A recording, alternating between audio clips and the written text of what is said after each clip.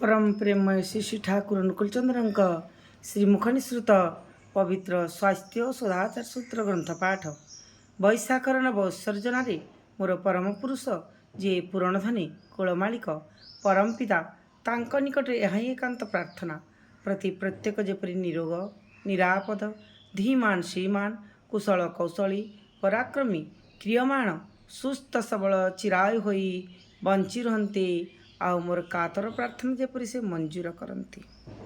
स्वास्थ्य सदाचार सूत्र पोषणोपकरण जेपरी गुणान्वित सत्ता संवर्धना मध्य तदनुपातिक तेणु पोषणोपकरण सेहीपरि सात्विक होगा उचित जहाँ ग्रहण करी सत्ता सहज भाव संस्थ और संवर्धित हो पारे व्यतिक्रम विध्वस्त न हो।